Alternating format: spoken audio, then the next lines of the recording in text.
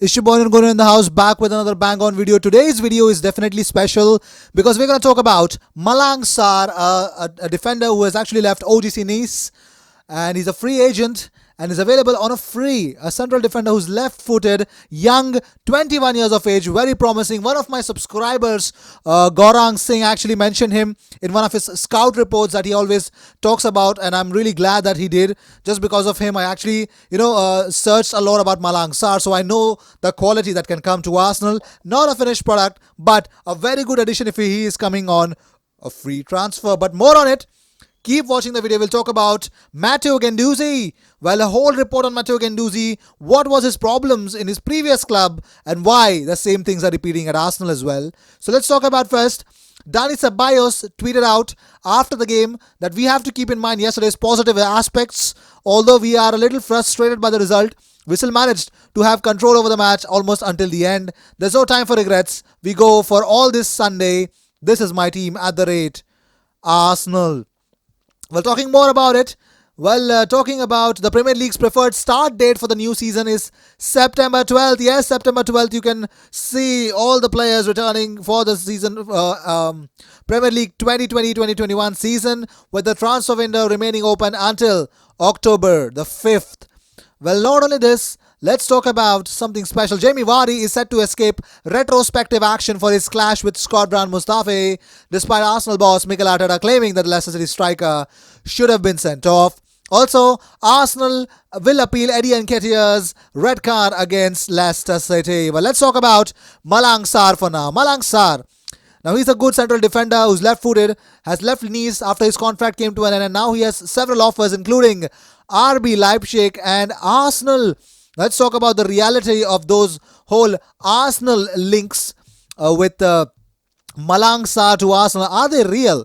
Now, that's what I searched about it because it looks like he has been followed throughout the season, made the original shortlist, and it is looking like Arsenal have never made any offers yet for him, but the interest definitely has increased once Arsenal entered into the negotiations with Leipzig for Upamecano. Also, RB Leipzig are interested because he actually satisfies Arteta's request for another left-footed centre-back without spending any money from the budget, and club is also trying to sign Sarr in addition to Upamecano. So understand that if Upamecano comes in, Malang Sarr doesn't get, it's not that if we get Malang Sarr, we are not going to get Upamecano. It's actually exactly the opposite. We are going to get both of them. Arsenal are working for both of them. Well, he's good on the ball, Malang Sarr. Nice range of passing and solid defensively. It would make sense for Arsenal to sign him on the free. Left foot and can play both a centre back and a left back as well. So he's a great piece of addition for Mikel Arteta's squad. Well, not only this, IFAB are extending this 5 substitutes rule to the whole of next season. Well, yes, the extension is expected to be announced in the coming days. The official confirmation for it. Well, moving on, Shkodran Mustafi replies to 433's Instagram post that VAR still checking. Well, he's not happy about the whole red card to Eddie Nketiah, but no card to Jamie Vardy situation. So let's jump into the main and very important topic, and that is Matteo Guendouzi. Why I'm talking about Matteo Guendouzi? Well, it's pretty much simple. One of the players that Arsenal are looking to sell probably is Matteo Guendouzi. I already mentioned in one of my videos that 40 million euros is what Arsenal are charging. Barcelona, the most concrete talks have actually taken place between Matteo Guendouzi's entourage and Barcelona, although they are believed to be advancing slowly, not quite pacey. Here is, one of the guys actually posted this on Twitter that one of Matteo Guendouzi's former managers, Bernard Cassoni, he spoke to him and actually spoke about what is the problem with Matteo Guendouzi. He says, Guendouzi's problem is not physical and is not technical. It is his attitude. It's not good for the team or the coach. My relationship with him wasn't very good. I picked him up for a cup game against Nice, but he got booked early on. The ref told me at halftime to warn Guendouzi, one more foul and you're off. But in the second half, nothing changed from Guendouzi's point of view. So he said, I was left with no choice but to sub him off. When I did, he refused to shake my hand. He then featured just once more that season. The next, Landreau took over as manager. Guendouzi fell out with him as well and was excluded from the team for 3 months. Well, he took his job seriously, his training was no problem, and his character is to always want to win. Sometimes when he talks, it's good, but sometimes he talks badly. He talks too much. Now, his talent isn't in question, that's not the issue. He can be a top player, and I think he can still succeed abroad, and it's up to him to change his attitude. But fast forward to his time at Arsenal, he says Guendouzi has acted up under Emery. He has been reprimanded by Arteta for incidents with teammates. He has been reprimanded by Edu Gaspar for embarrassing himself at a team dinner in Dubai, Brighton incident and subsequent meeting in which he did not impress. So you can understand the whole scenario with Matteo Guendouzi is a problem with his attitude. Well, Matteo Guendouzi has to fix it up. I mean, if we are building something beautiful here, and he could be the architect. Now, he could be that midfield general that we were expecting him to be. The technically good, the guy who always pounces on, and it's good to stand up for your. I actually felt that when he actually spoke like that with Neil Maupay, I thought he was standing up for his teammate. But the problem was with attitude. Now that's not good in the long term. Now he needs to understand that he needs to keep his head down and follow the instructions. He's not the boss. We have a boss. We hired him when we sacked Unai Emery. So you need to understand that he calls all the chips. So you got to follow. You are the chip. Well, moving on. Former Arsenal striker Yaya Sanogo has been let go by Toulouse after scoring just 12 league goals in 3 years. His time at Arsenal was even worse, with 0 goals in 11 games during a 4-year spell, but Sanogo could end up back in England after receiving offers from the Championship. He claimed there is Spartak Moscow, Dynamo also came, Middle Eastern clubs, teams in the Championship, 2 or 3 contracts in France. I am waiting.